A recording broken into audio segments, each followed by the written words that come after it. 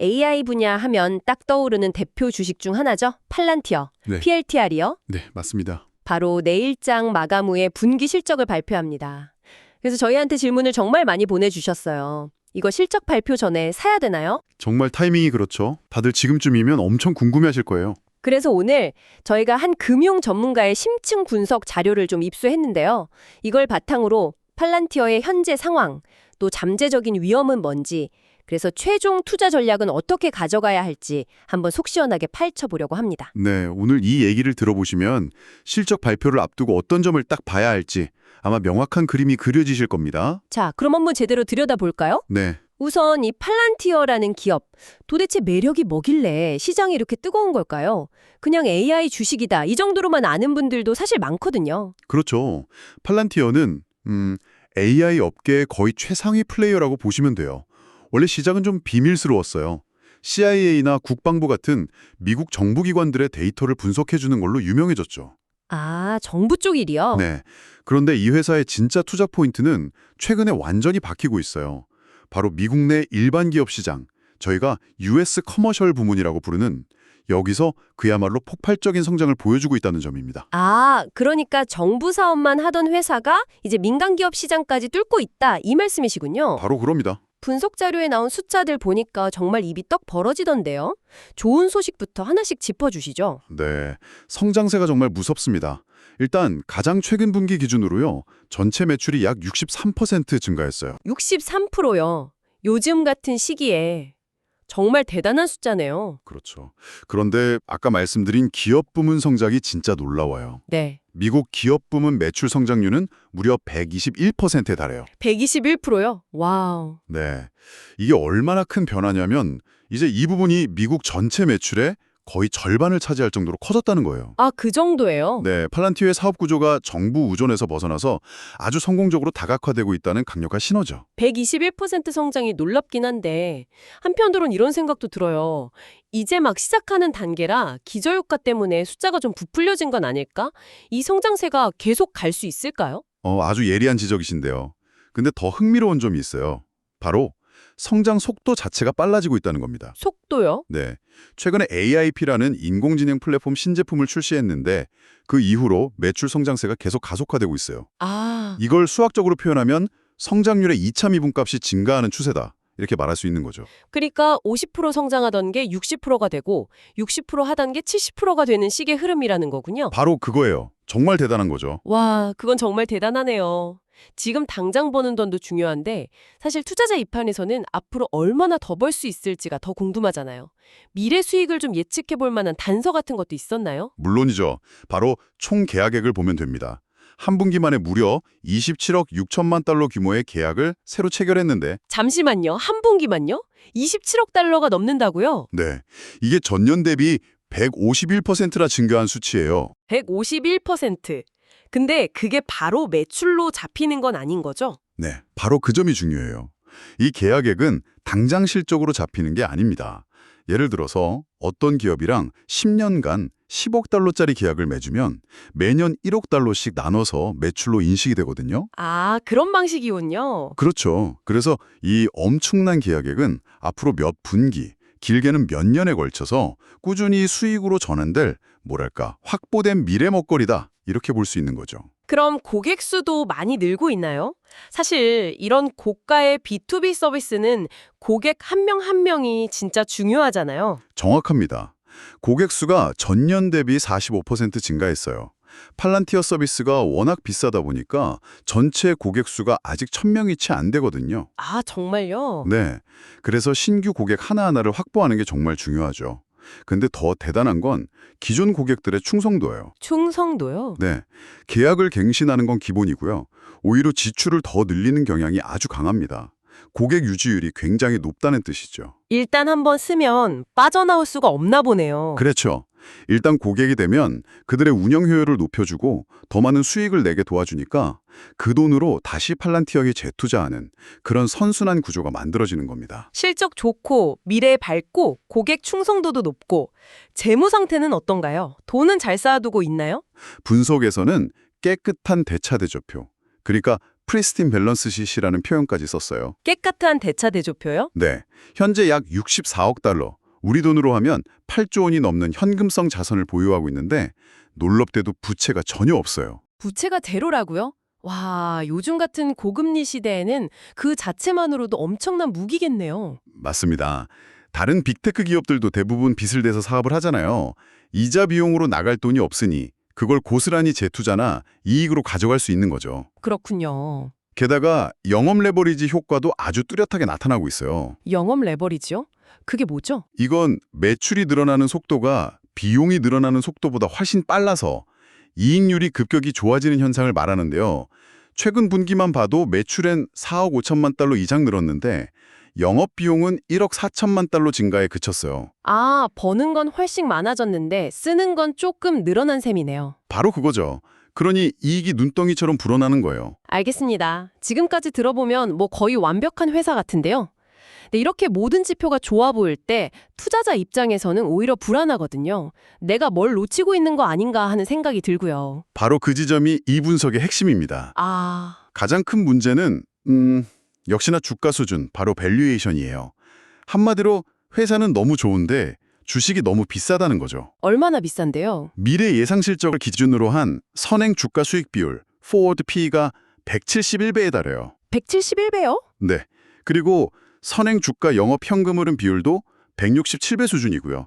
이게 어느 정도냐면 보통 고성장 기술주도 P가 한 30에서 40배만 돼도 높다고 하거든요. 그렇죠. 171배는 거의 모든 미래의 성장을 현재 주가에 미리 다 끌어와서 반영했다고 봐도 과언이 아닌 수준인 거죠. 와, 상상하기 힘든 숫자네요. 그래서 실적이 아무리 잘 나와도 주가가 힘을 못 쓰는 거군요. 최고점 대비로는 꽤 하락했죠. 맞아요. 최고점이 200달러 이상이었는데 지금은 159달러 수준까지 내려왔죠. 좋은 실적에도 주가가 떨어지는 건 그 좋은 실적마저도 이미 주가에 과도하게 반영되어 있다는 시장의 판단 때문인 거예요. 그래, 너희 잘하는 거 아는데 그래도 이 가죽은 너무 비싸 이런 신호군요. 정확합니다. 그렇군요. 또 다른 우려사항은 없었나요? 이런 고평가 주식은 성장세가 조금이라도 꺾이면 충격이 클 텐데요. 네, 바로 그게 두 번째 핵심 우려사항이에요. 월스트리트 분석가들이 팔란티어의 매출 성장률이 2026년부터는 둔화될 거라고 예측하고 있어요. 아, 둔화요? 네, 2025년 예상 성장률이 53%인데 2026년에는 42.7%, 그리고 2027년에는 38.9%로 점차 낮아질 거라는 거죠. 아니 근데 30, 40%대 성장량도 엄청난 거 아닌가요? 다른 회사랑 비교하면 여전히 높은 수준인데요? 물론이죠. 하지만 팔란티어처럼 이렇게 하늘 높은 줄 모르는 밸류에이션을 가진 주식에게 성장 둔화라는 네 글자는 정말 치명적일 수 있어요. 아, 투자자들이 열광했던 그 가속 성장 스토리가 꺾이는 변곡점이 될 수 있으니까요. 주가는 현재 실적이 아니라 미래의 기대감으로 움직이는데 그 기대감에 금이 가기 시작하는 거죠. 듣고 보니 그렇네요. 분석해서 주주 가치 희석 문제도 언급됐던데 이건 투자자 입장에서 구체적으로 어떤 의미인가요? 이건 회사가 임직원들한테 월급이나 보너스 대신 자사 주식, 그리고 스톡 옵션을 많이 준다는 의미예요. 아, 주식으로 보상을 하는 거군요. 네. 최근 9개월 동안 주식 기반 보상으로만 4억 8,700만 달러를 사용했어요. 이건 직원들 입장에서는 좋은 일이지만 기존 주주들한테는 좀 찜찜한 소식일 수 있습니다. 왜 그런 거죠? 회사가 계속 새로운 주식을 찍어내서 나눠주는 보니까요. 그럼 시장에 유통되는 전체 주식 수가 계속 늘어나겠죠. 네네. 회사가 아무리 돈을 잘 벌어도 그 이익을 나눠 가져야 할 주식 수가 많아지니까 기존 주주 한 명당 돌아가는 즉 주당 순이익, EPS의 성장세가 더뎌질 수밖에 없는 거예요. 아, 제가 가진 피자 조각이 작아지는 느낌이겠네요. 네, 그런 셈이죠. 물론 팔란티어의 이익 증가 속도가 워낙 빨라서 이 희석 효과를 상쇄하고는 있지만 이익 증가율이 더 높을 수 있었는데 그 일부가 희석으로 사라지고 있는 셈이니까요. 그렇군요.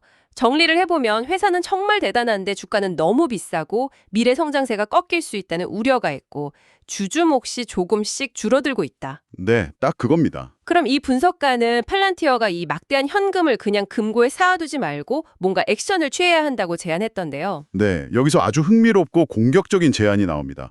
그 64억 달러 현금을 그냥 은행에 넣어두고 연 4% 이자 받는 건 너무 소극적이라는 거죠. 그렇죠. 이걸 활용해서 현재의 문제점들을 정면 돌파하라는 두 가지 방안을 제시했어요. 첫 번째가 신규 고객 확보에 이 돈을 쓰라는 거였죠. 굉장히 파격적인 방법이던데요. 맞아요. 아까 팔란티어 서비스가 너무 비싸서 도입을 망설이는 기업들이 많다고 했잖아요. 네. 이들에게 이렇게 제안하라는 거예요. 좋습니다. 처음 1년 반에서 2년 동안은 공짜로 쓰게 해드릴게요. 공짜로요.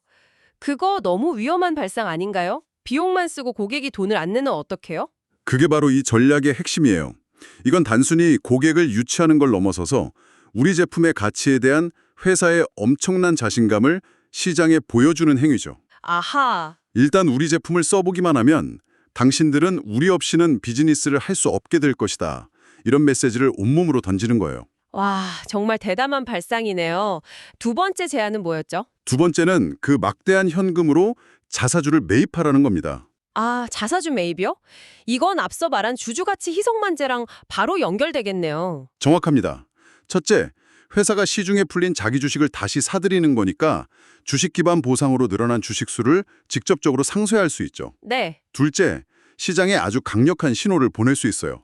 바로 우리 경영진이 보기에도 지금 우리 주가는 너무 싸다, 저평가되었다는 신호죠. 아, 밸류에이션이 너무 높다는 시장의 우려에 대해 회사가 직접 행동으로 답하는 거군요. 그렇죠.